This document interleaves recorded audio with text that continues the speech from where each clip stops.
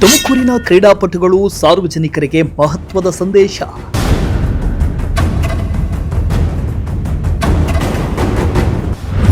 Republic ಡೇವರೆಗೂ MG ಸ್ಟೇಡಿಯಂಗೆ ಇಲ್ಲ ಪ್ರವೇಶ.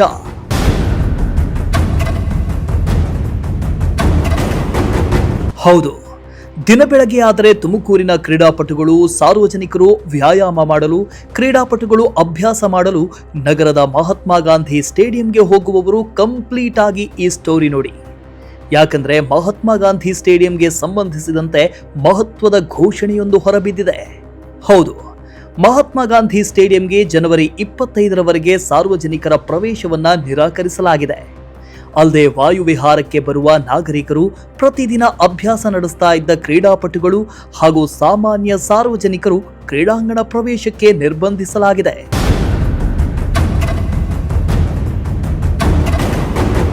ಜನವರಿ 16ರಿಂದ 22ರವರೆಗೆ ಮಹಾತ್ಮ ಗಾಂಧಿ ಕ್ರೀಡಾಂಗಣದಲ್ಲಿ ಒಲಿಂಪಿಕ್ಸ್ ಕ್ರೀಡೆಗಳು ನಡೆಯುವುದರಿಂದ ಸ್ಪರ್ಧೆಗಳು ಸುಗಮವಾಗಿ ಹಾಗೂ ಶಿಸ್ತುಬದ್ಧವಾಗಿ ನಡೆಯುವಂತೆ ಮಾಡುವುದಕ್ಕಾಗಿ ಪೂರ್ವ ಸಿದ್ಧತಾ ಕಾರ್ಯಗಳನ್ನು ಕೈಗೊಳ್ಳಲಾಗಿದೆ. ಹೀಗಾಗಿ ಕ್ರೀಡಾಂಗಣದ ಒಳಭಾಗದಲ್ಲಿ ಅಗತ್ಯ ವ್ಯವಸ್ಥೆಗಳನ್ನು ಕಲ್ಪಿಸುವ ಕಾರ್ಯ ಆರಂಭಿಸಲಾಗಿದೆ. ಅಲ್ಲದೆ ಒಲಿಂಪಿಕ್ಸ್ ಕ್ರೀಡೆಗಳ ಪೂರ್ವ ತಯಾರಿಯ ಭಾಗವಾಗಿ ಕ್ರೀಡಾಂಗಣದ ಟ್ರ್ಯಾಕ್ ರಿಪೇರಿ ಕಾಮಗಾರಿ ಪ್ರಗತಿಯಲ್ಲಿದ್ದು, ಕ್ರೀಡಾಪಟುಗಳಿಗೆ ಉತ್ತಮ ಗುಣಮಟ್ಟದ ಸೌಲಭ್ಯ ಒದಗಿಸುವ ಉದ್ದೇಶದಿಂದ ಕ್ರಮ ಕೈಗೊಳ್ಳಲಾಗಿದೆ. ರಿಪೇರಿ ಹಾಗೂ ಸಿದ್ಧತಾ ಕಾರ್ಯಗಳು ಪೂರ್ಣಗೊಳ್ಳುವವರೆಗೆ ಕ್ರೀಡಾಂಗಣ ಪ್ರವೇಶಕ್ಕೆ ಅವಕಾಶ ಇರುವುದಿಲ್ಲ ಅಂತ ಸೂಚನೆ ನೀಡಲಾಗಿದೆ. ಇನ್ನು ಈ ಬಗ್ಗೆ ಸಾರ್ವಜನಿಕರಿಗೆ ಮಾಹಿತಿ ನೀಡುವ ಸಲುವಾಗಿ ಕ್ರೀಡಾಂಗಣದ ಮುಖ್ಯ ಗೇಟ್ ಬಳಿ ನಿರ್ಬಂಧನಾ ಸೂಚನಾ ಫಲಕವನ್ನು ಕೂಡ ಅಳವಡಿಸಲಾಗಿದೆ.